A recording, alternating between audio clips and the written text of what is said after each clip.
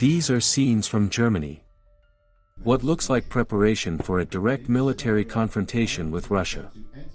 Armored vehicles moving. Helicopters in the air. Live fire on training grounds. This is Europe showing muscle. This is NATO preparing for the worst-case scenario. But that show of strength is being followed by something very different in Brussels. Not unity. Fracture. A political war inside the European Union, unfolding in real time, in front of cameras, in front of diplomats, in front of the world. While NATO allies train to fight an external enemy, the European Union is struggling to keep its own camp together. And they are not even trying to hide it anymore. Europe is splitting on camera. The collapse is happening in person. This is what that fracture looks like. Germany and Poland are stepping forward as the hardline bloc inside Europe on Ukraine. Berlin is calling for sustained military backing for Kyiv, tougher sanctions on Russia, and a refusal to send mixed signals to Moscow. The German line is that Ukraine is not just defending itself, it is holding the line for Europe's security architecture. Warsaw is pushing in the same direction, arguing that Europe's sanctions regime must actually hurt. Poland is demanding tighter enforcement against Russia's shadow fleet, tougher action on energy revenues, and real pressure on the Kremlin's war economy. For Germany and Poland, this is about turning Europe into a credible wartime bloc, not just a talking shop. We have to show firmness now, we have to support Ukraine sustainably, and we have to continue to increase the pressure on Russia by doing exactly what we did last year. That is why we are working intensively on the 20th sanction package, and I am also sure that we will be successful at the end of the day.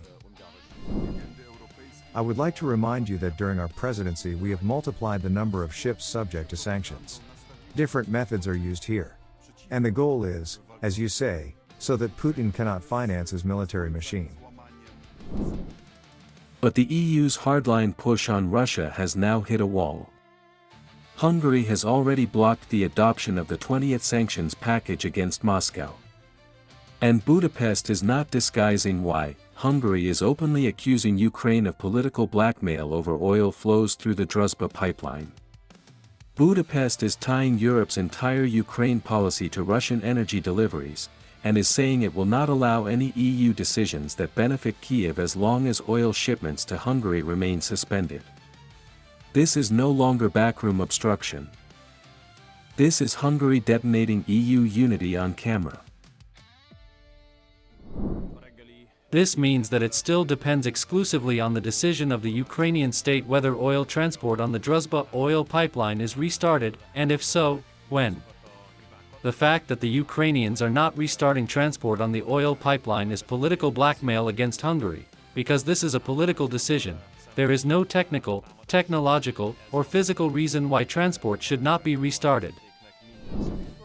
So our decision naturally remains in force. As long as Ukraine does not restart oil deliveries toward Hungary, we are not willing here in Brussels to agree to any decision that would be favorable to the Ukrainians or important for the Ukrainians. So they will not gain access to the war loan, and there will be no 20th sanctions package, for as long as they are playing games with our energy supply. As Brussels locks into internal conflict, NATO is moving in the opposite direction. Across Germany, thousands of troops from more than a dozen countries are mobilizing in one of the alliance's biggest drills of the year.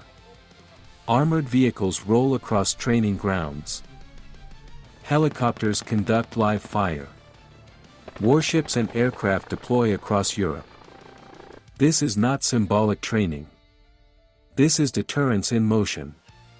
A message to Moscow that NATO is preparing for escalation, even as Europe's political unity frays under the pressure of Ukraine and energy politics.